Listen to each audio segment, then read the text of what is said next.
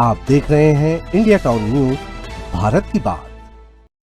नमस्कार, आप देख रहे हैं इंडिया टाउन न्यूज और मैं हूं आपके साथ हर्षिता।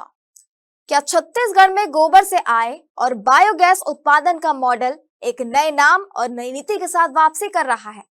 यह सवाल इसलिए क्योंकि कांग्रेस सरकार के दौरान शुरू हुई गोधन न्याय योजना को भाजपा सरकार ने सत्ता में आते ही बंद कर दिया था। लेकिन अब करीब 2.5 साल बाद सरकार ने छत्तीसगढ़ कंप्रेस बायोगैस यानी सीबीजी नीति 2026 को मंजूरी दे दी है, जिसमें गोबर, कृषि अवशेष और जैविक कचरे से स्वच्छ ईंधन बनाने पर जोर दिया गया है। आखिर क्या है सीबीजी नीति और इससे किसानों को क्या फायदा होगा? देखिए हमारी रिपोर्ट।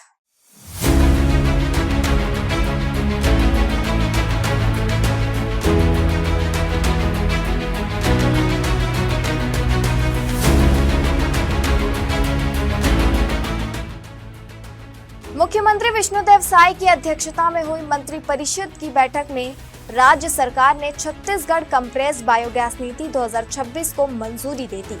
इस नीति के तहत गोबर, कृषि अवशेष, पशुधन अपशिष्ट और नगरीय जैविक कचरे से कंप्रेस्ड बायोगैस का उत्पादन किया जाएगा।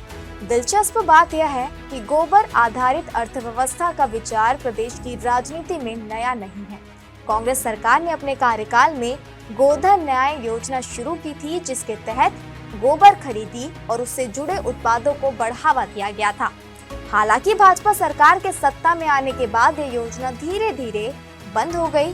अब नई सीबीजी नीति के जरिए सरकार जैविक संसाधनों को ऊर्जा उत्पादन और ग्रामीण अर्थव्यवस्था से जोड़ने की कोशिश कर रही है। कंप्रेस्ड बायोगैस नीति 2026 के प्रारूप का भी अनुमोदन किया है। इस नीति के माध्यम से राज्य में उपलब्ध कृषि अवशेष, नगरीय ठोस अपशिष्ट, पशुधन अपशिष्ट एवं अन्य जैविक संसाधनों का वैज्ञानिक प्रबंधन कर उन्हें स्वच्छ गैसीय ईंधन कंप्रेस्ड बायोगैस में परिवर्तित किया जाएगा। इस नीति से अपशिष्ट प्रबंधन, पर्यावरण संरक्षण, ग्रीन हाउस गैस उत्सर्जन में कमी, जैव उर्वरक उत्पादन तथा ग्रामीण अर्थव्यवस्था को नई गति मिलेगी।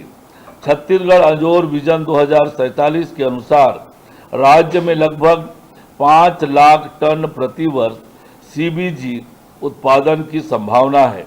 इस नीति के क्रियान्वयन हेतु छत्तीसगढ़ बायोफ्यूल विकास प्राधिकरण को राज्य नोडल एजेंसी तथा ऊर्जा विभाग को आवश्यक दिशा निर्देश और प्रशासनिक आदेश जारी करने के लिए अधिकृत किया गया है।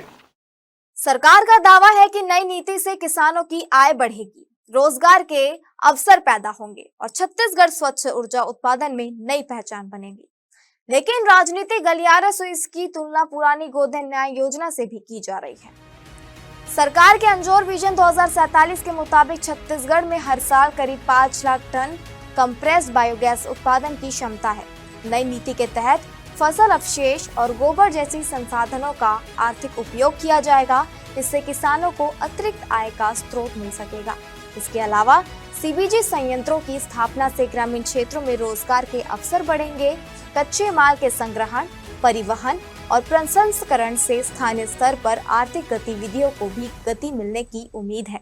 सरकार का मानना है यह नीति प्रदूषण कम करने, कचरा प्रबंधन को बेहतर बनाने और ऊर्जा आत्मनिर्भरता की दिशा में अहम भूमिका निभाएगी।